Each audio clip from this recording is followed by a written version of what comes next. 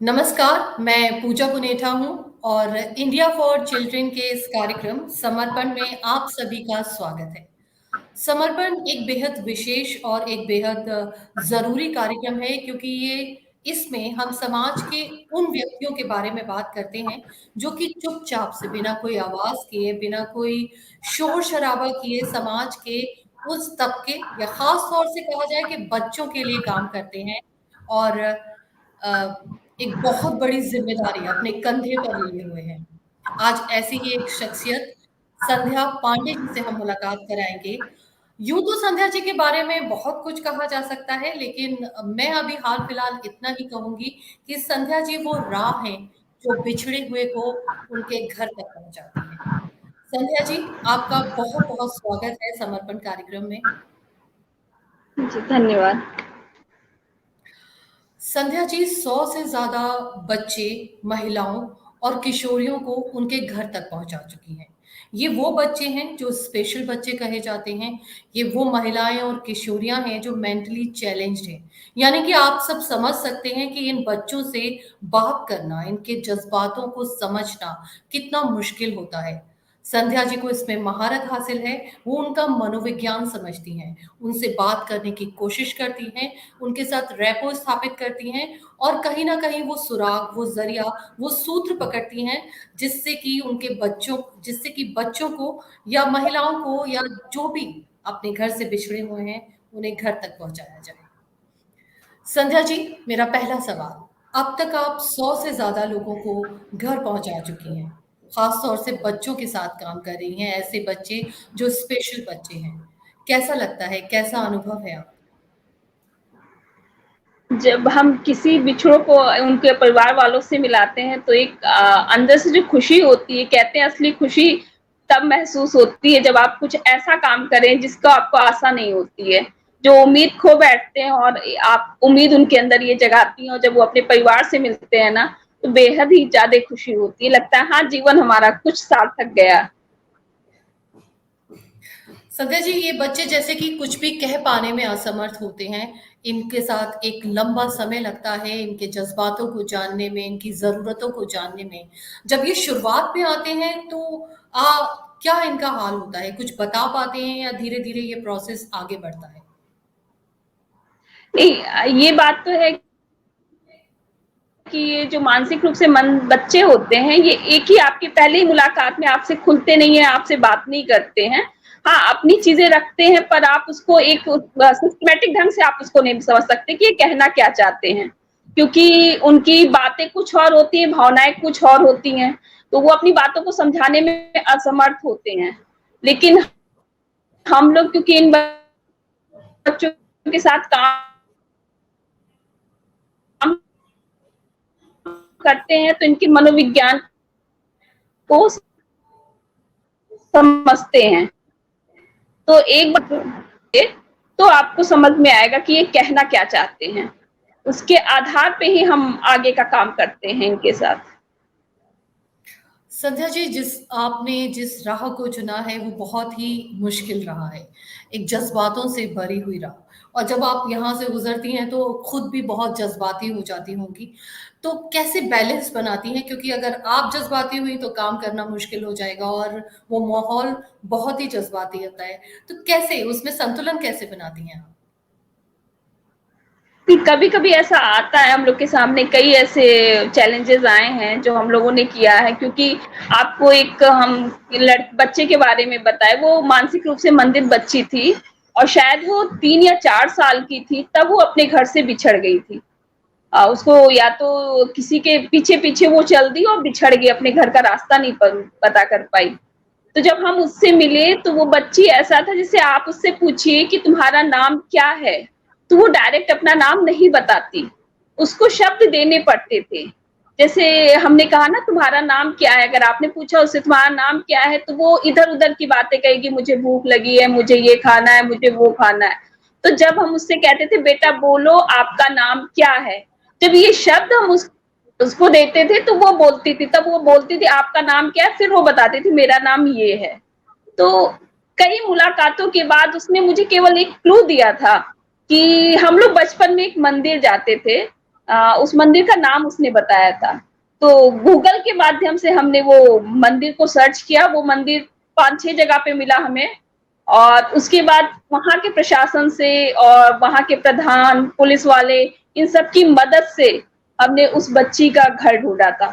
तो सोचिए वो अपने घर लगभग 10 सालों बाद गई, और जो कि उसके पिताजी वहाँ से ट्रांसफर होके दिल्ली में ही रहते थे। फिर भी बच्ची आप अपने पिताजी से मिल नहीं पाई थी 10 साल से। तो चैलेंजेस तो आते हैं, पर हाँ, प्रशासन का भी बहुत सपोर्ट मिलता है, प्रशासन बहुत इसमें हमारी मदद करता है, उसी के सहारे हम खोजने में सफल होते हैं इन लोगों का घर। तो संध्या जी, आप इन बच्चों के साथ काम करती हैं जो बता नहीं पाते हैं कि उनका घर कहाँ है और वो किस जगह से ताल्लुक रखते हैं। ये बच्चे किन कारणों से खो जाते हैं, या इनके पेरेंट्स इनके लिए कोई सूचना या मिसिंग डिपार्टमेंट में कोई कंप्लेन दर्ज करते हैं जहां से ये भी पता लगाया जा सके कि हाँ, ये बच्चे इस जगह के हैं। नहीं, ये सारी चीजें करते हैं, उनके पेरेंट्स हमें बताते हैं जब मुलाकात होती है कि हमने यहाँ एफआईआर दर्ज करवाई थी या गुमशुदा तलाश केंद्र में। लेकिन क्योंकि अभी भी हमारे क्या अवेयरनेस की बहुत कमी है, और जहाँ भी ये बच्चे खो जाते हैं, या तो वो आदमी इनको, ये ऐसा नहीं होता कि हर कोई इनको घर पहुंचाए, क्योंकि ये अपनी बातें बताने में असमर्थ होते हैं, तो लोग भी इनके साथ मिसबिहेव या ऐसे ही ट्रीट करते हैं कि बस आप पागल है, जाने दो, ऐसे करके छोड़ देते हैं।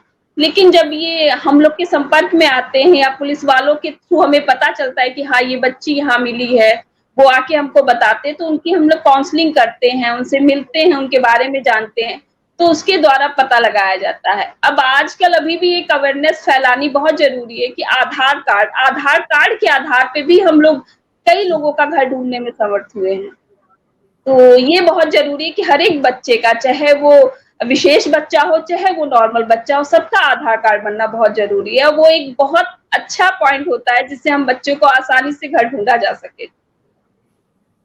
तो यहाँ पर हम संध्या जी और इंडिया फॉर चिल्ड्रन की तरफ से सभी अभिभावकों से निवेदन करेंगे, गुजारिश करेंगे कि वो अपने बच्चों का आधार कार्ड ज़रूर बनवाएं, ताकि क्यों, चूंकि आधार कार्ड एक किस्म की पहचान है जिससे पता लगाया जा सकता है कि बच्चा कहाँ है, कैसा है और किस जगह से ताल्लुक रखता है। संध्या जी, मेंटली चैलेंज्ड लोग या मेंटली रिटार्डेड बच्चे, स्पेशल बच्चे कुछ भी कहने में असहज होते हैं। आपने बताया एक रेपो, एक संबंध बनाते बनाते एक लंबा समय लग जाता है। धीरे धीरे संबंध कायम होता है, यानी कि धीरे धीरे बच्चे आपसे खुलने लगते हैं, आपको बताने लगते हैं अपनी ज़रूरत, अपने घर का पता। और एक दिन आपको पता चलता है कि ये फला जगह से ताल्लुक रखते हैं, यहाँ हैं, और आप उन्हें पहुंचाते हैं। उनके पेरेंट्स से जी। मिलना, बच्चों के चेहरे पे वो खुशी देखना, कोई अभी आपने मुझे एक छोटा-सा वाकया भी बताया, लेकिन वो सब कैसा रहता है? अ, हमें फिर से बताएँ। नहीं, वही होता है जब पेरेंट्स आते हैं और हमें ये बताते हैं कि ये बच्ची जब 3 साल की थी तो घर के सामने खेलते हुए खो गई, और इतने सालों बाद जब उनको मिलती है तो पेरेंट्स की खुशी का ठिकाना नहीं होता, क्योंकि वो आस खो बैठते कि बच्चे हमें वापस मिलेगी भी या नहीं। तो उस वक्त की जो खुशी होती है ना, अपने आप आपकी आंखों में भी आंसू आ जाएगा जब ये सिचुएशन देखते हैं, क्योंकि पेरेंट्स नहीं पहचान पाते कि मेरी बच्ची यही है, इतनी बड़ी हो गई। और जब सारे इंसिडेंट्स बताए जाते हैं, ऐसे ऐसे हुआ था, ये बच्ची ये बता रही थी, क्योंकि बच्चे तो पहचान जाते हैं अपने माँ बाप को, उनके चेहरे में चेंजेस नहीं आते, लेकिन बच्चों के चेहरे में काफी बदलाव आ जाता है। तो वो जो खुशी होती है ना, वो मतलब हम बयान नहीं कर सकते कि वो कितनी अच्छी लगती है। कई लोग तो ऐसा होता है कि वो मतलब कहते हैं कि आप तो हमारे लिए भगवान बन के आए। उस टाइम लगता है कि बहुत अच्छा काम किया हमने जो उनको पेरेंट्स को बच्चे से मिलवाया या बच्चे को पेरेंट्स से मिलवाया। उनका एक जीवन, एक आधार खोजा हमने। क्योंकि यहाँ पे जहाँ भी संस्थानों में रहते रहते पूरा जीवन बीत जाएगा, वो अपने परिवार से नहीं मिल पाएंगे। एक आस ही रहती है कि हम अपने मम्मी पापा से मिले, क्योंकि आप जब भी इन बच्चों से बात करेंगे, इनके अंदर भी भावनाएं होती हैं। ये बच्चे भी यही वो सोचते हैं कि हम भी अपने मम्मी पापा के पास जाएं। तो जब वो मिलते हैं ना, तो वो बयान नहीं किया जा सकता वो कैसा वो महसूस होता है उस टाइम।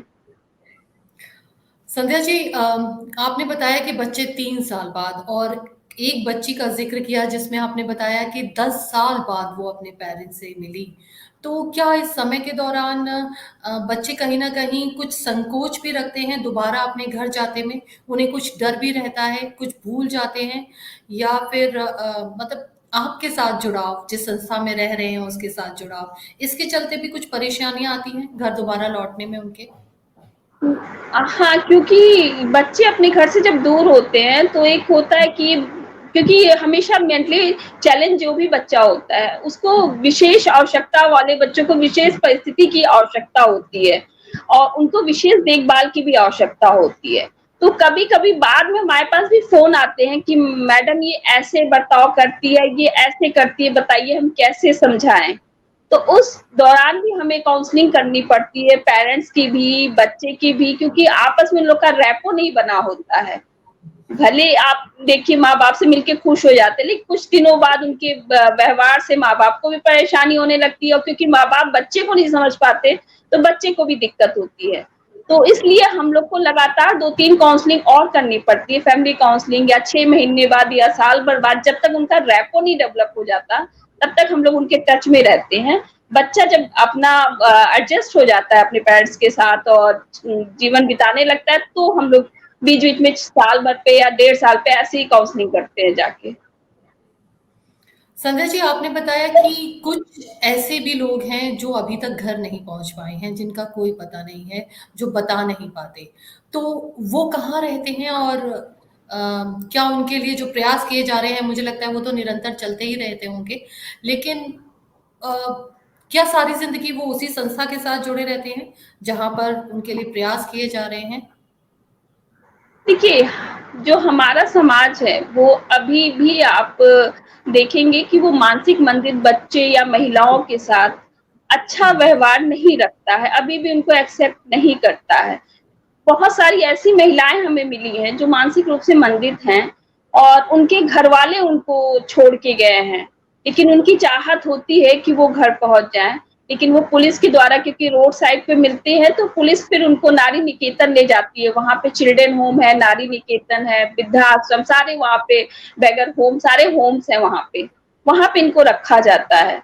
तो जब उनकी काउंसलिंग करते हैं, तो वो चाहत तो उनकी रहती है घर जाने की, लेकिन जब घर वालों से आप बात करते हैं, तो वहाँ पे घर वाले यही कहते हैं कि इनके साथ ये परेशानी है, हम नहीं झेल सकते इनको, हम नहीं रख सकते, आप चाहें तो कुछ पैसे ले लें, आप इनको अपने पास रखें।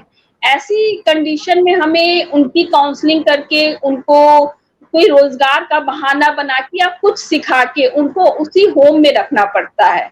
और ये हम लोग के लिए बहुत मुश्किल का काम होता है क्योंकि वो रहना नहीं चाहते और घर वाले लेना नहीं चाहते। ऐसी दुविधा में उनको किस तरह से काउंसल करके, उनको बिज़ी करके, उनको नई-नई चीज़ें दिखा के, घुमा के, चीज़ें सिखा के, वहीं पे होम में ही रखने की कोशिश की जाती है। क्योंकि ऐसे तो छोड़ नहीं सकते सड़क पे, तो उनको उसी होम में रख के हम लोग कुछ ना कुछ उनको रोज़गार के लिए तैयार करने की कोशिश करते हैं, ताकि वो अपना जीवन यापन और अपनी टाइम को वो बिज़ी कर सके अपने आप को। ये हमारा लक्ष्य होता है। जी। संध्या जी, आपने बताया कि कुछ ऐसे भी लोग हैं जो खुद जानबूझकर इन लोगों को घर से निकाल देते हैं, यानी कि उनका ये कहना है कि हम नहीं सँभाल सकते और आप इन लोगों को अपने पास रख लीजिए। क्या ऐसे लोगों के खिलाफ कुछ कानून है, कुछ कदम उठाए जाते हैं? काउंसलिंग तो चलती ही है जिसमें आप समझा रही हैं लगातार परिवार को कि उनको आपके साथ की ज़रूरत है, उनको एक घर की ज़रूरत है। लेकिन इसके बावजूद भी वो नहीं मानते हैं, तो क्या उनके खिलाफ कोई सख्त कानून है? नहीं, कानून तो हमारे लिए सबके लिए बना हुआ है, जो हमारा संविधान है वो सबको रहने की अधिकार देता है। लेकिन कानूनी कार्रवाइयाँ आपकी इतने जल्दी से फास्ट ट्रैक कोर्ट में तो ये सॉल्व नहीं होती हैं, ये दिनों-दिन चलती रहती है। उनका यही कहना है कि आप ठीक है, आप कानूनी कार्रवाई कर दीजिए, हमें कोई फ़र्क नहीं पड़ता। लेकिन कार्रवाई भी हम लोग करते हैं, वो चलता रहता है। लेकिन वो बहुत लंबा टाइम लग जाता है उस दौरान। उसके लिए काफ़ी प्रावधान है कि आप इनको रहने के लिए इनको कुछ महीने का बाँध दीजिए पैसे, वो देते रहें या उनके नाम कुछ घर कर दें। वो सारी चीज़ें भी करने के बावजूद उनके घरवाले केस लड़ते हैं और रखने को राज़ी नहीं होते हैं। तो सरकार और कानून प्रशासन हमारा बहुत इसमें काम कर रहा है, लेकिन क्योंकि लोगों को समझाना अभी भी बहुत मुश्किल है। तो इसलिए इनको हम लोग होम में ही रखते हैं वहीं पे, क्योंकि ये फिर अगर वहाँ पे जाएँगे, समाज में जाएँगे, तो वहाँ से इनको ऐसा निग्लेक्ट किया जाएगा, ऐसे टॉर्चर किया जाएगा कि वो बेचारे फिर अपने आप को वो बहुत अकेला महसूस करते हैं, तो इमोशनली बहुत वीक हो जाते हैं। तो इस वजह से हम लोग उनको बहुत उनके घर वालों के साथ पास नहीं भेजते हैं, क्योंकि जब तक वो मेंटली नहीं स्ट्रांग होते हैं, अपने आप से नहीं कहते हैं कि हमें जाना है, हम लोग नहीं भेजने की कोशिश करते कि ना ही जाएँ वो लोग। संध्या जी, आपने बताया कि पुलिस और सरकारी संस्थान इस मामले में बहुत बढ़ चढ़कर आपका सहयोग करते हैं। तो पुलिस प्रशासन दोनों साथ हैं, आप तीनों लोग मिलकर काम कर रहे हैं और लगातार बच्चों को कोशिश कर रहे हैं, बच्चे या जो भी व्यक्ति अपने घर से बिछड़ के आए, उसे सही राह तक पहुँचाना। आपने बताया कि इन लोगों को लिए कोई वोकेशनल ट्रेनिंग भी की जाती है ताकि ये अपने पैरों पर खड़े हो सकें, अपने आप का खुद सहारा बन सकें। तो इनकी ट्रेनिंग में क्या-क्या शामिल रहता है मानसिक तौर से और फाइनेंशियली भी, कि ताकि ये खुद अपने लिए कुछ कमा सकें, कुछ कर सकें? देखिए, हमारे यहाँ सरकार इसके लिए बहुत काम कर रही है। जैसे आप देखिए कैंडल मेकिंग हुआ, फाइल फ़ोल्डर बनाना, फ्लोरीकल्चर, हम इनके अनुसार, इनकी मानसिक आयु के अनुसार ही हम इनको काम सिखाते हैं और उसके लिए प्रोत्साहित करते हैं, और सरकार ये प्रोत्साहन देती है कि इनकी चीज़ें मार्केट में बिके और इनको उससे फ़ायदा मिले। इसके लिए स्वरोज़गार की भी योजना सरकार चलाती है, सरकार फाइनेंस भी देती है इसके लिए। और आपको शायद पता होगा कि इनके मोस्टली जितने भी चीज़ें बनाते हैं, ये फाइल फ़ोल्डर या जो भी चीज़ें बनाते हैं फ्लोरीकल्चर का, ये सारे सरकारी दफ्तरों में अधिकतर इन्हीं के द्वारा बनाए गए फाइल ऑयल इस्तेमाल किए जाते हैं। और समय-समय पे दिल्ली हाट या कुछ भी प्रगति मैदान में भी कोई मेला लगे, इनके लिए स्टॉल लगाया जाता है, इनको प्रोत्साहित किया जाता है। सरकार ने तो अब ऐसी योजना निकाल दी है कि हर एक जगह, व्यावसायिक जगहों पे भी इनको रखना अनिवार्य हो गया है। तो इससे भी, इसके तहत भी इनको रोज़गार मिल रहा है और ये अपने पैरों पे खड़े हो रहे हैं और सक्षम बन रहे हैं ये अपने आप में। संध्या जी, शुरुआत में आपने बताया था कि ये सड़कों से, शेल्टर होम से या आस-पास भटक रहे इलाकों से ये लोग पाए जाते हैं, बच्चे या महिलाएँ, और इन्हें फिर नारी निकेतन या बच्चों को शेल्टर होम भेजा जाता है। तो क्या अवस्था होती है? एक तो मानसिक रूप से ये खुद भी बहुत परेशान होते हैं, कह नहीं पाते हैं, तब इनके हालात कैसे होते हैं? समाज भी आपने बताया असंवेदनशील है, उनको भी लगता है ठीक है, ये यहाँ पर एक अफ़सोस, एक दुःख तो है, लेकिन ज़िम्मेदारी नहीं है। क्या ऐसे में लगता है कि समाज के लिए भी एक ट्रेनिंग या सेंसिटाइज़ेशन का कोई प्रोग्राम चलाना ज़रूरी है, ताकि उनकी संवेदना भी ऐसे लोगों के प्रति जागे? नहीं, हाँ, ये तो बहुत ज़रूरी है कि समाज के लिए, समाज को हम लोग इस बारे में बता सकें, जागरूक कर सकें, क्योंकि समाज का जो व्यवहार होता है इनके प्रति वो अच्छा नहीं होता। कभी भी आप किसी भी रोड साइड पे आप किसी भी मानसिक मंदिर और लेडीज़ को या बच्चे को देख लो, तो बच्चे उसको टीज़ करते हैं, चिढ़ाते हैं, पत्थर से मारते हैं, पागल कहते हैं।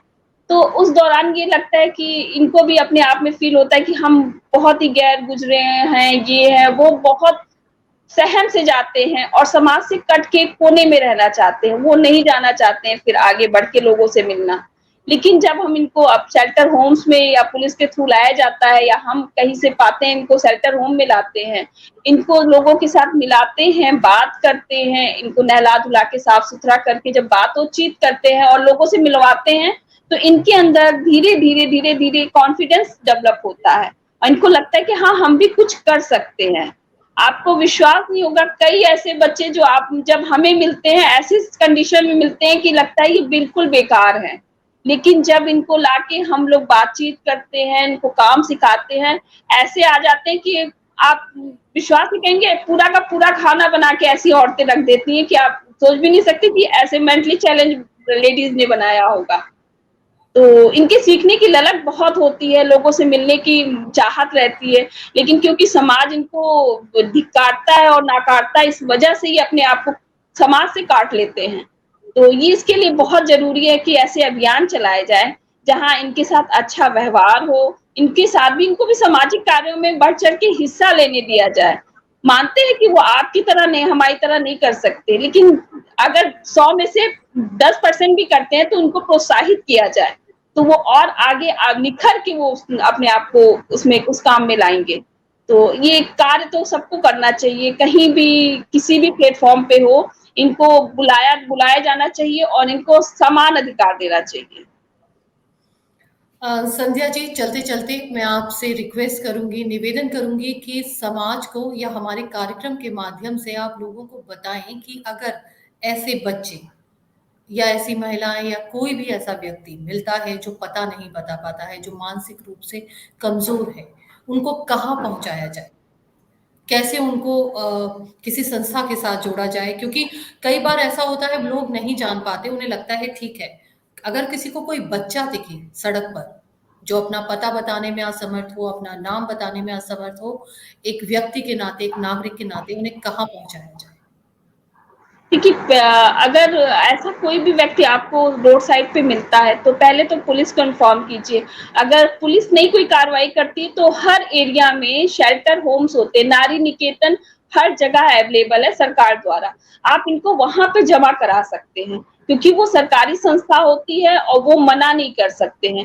थोड़े से फॉर्मेलिटीज़ होती हैं जो आपको पूरी करनी होती है, इसके बाद वो उनको अपने शेल्टर होम में रख लेते हैं। लेकिन आपको पहला काम आपको यही करना होता है कि उसको पुलिस को इन्फॉर्म ज़रूर करें, क्योंकि ये जब पुलिस की नॉलेज में आता है तो पुलिस कोशिश करती है कि इनको इनके घर पहुँचा सके, नहीं हो सके तो बेहतर बढ़िया शेल्टर होम में इनको पहुँचाए ताकि ये अपना जीवन जी सके। रोड साइड पे ना रहें, ये इसका ध्यान रखें। इसलिए पुलिस इस पे जब अच्छे से कार्रवाई करती है, तो किसी भी व्यक्ति को अगर ऐसे लोग मिलें तो वो पुलिस को ज़रूर इन्फॉर्म करें। अदरवाइज़ अगर नहीं पुलिस काम करती तो आप शेल्टर होम, हर जगह शेल्टर होम अवेलेबल है। इन बच्चों के लिए, इन महिलाओं के लिए। तो आप शेल्टर होम में इनको, नारी निकेतन हुआ, कहीं भी हुआ आप इनको पहुँचा सकते हैं। हमारे नोएडा में भी आपके है अपना घर करके एक एनजीओ है, वो इस पे बहुत काम करती है। और दिल्ली में नारी निकेतन है, निर्मल छाया, पूरा कॉम्प्लेक्स ही इस पे काम करता है, निर्मल छाया कॉम्प्लेक्स, वो भी इसके लिए काम करता है। तो आप यहाँ पहुँचा सकते हैं। या कोई भी गुमशुदा हो गया हो तो आप यहाँ जाके पता कर सकते हैं, वो ज़रूर वहाँ पे होंगे, पुलिस के द्वारा पहुँचाए गए होंगे। बहुत-बहुत शुक्रिया संध्या जी, और एक आम नागरिक होने के नाते आज आपने हमें जागरूक भी किया कि हम कैसे इन लोगों की मदद कर सकते हैं। और आशा करते हैं आप तो मदद कर रही हैं, साथ में हम लोग भी जागरूक हों और बिछड़े हुए लोगों को उनका घर मिले। बहुत-बहुत शुक्रिया हमारे साथ जुड़ने के लिए। Thank you so much. समर्पण नमस्कार। कार्यक्रम में इतना ही।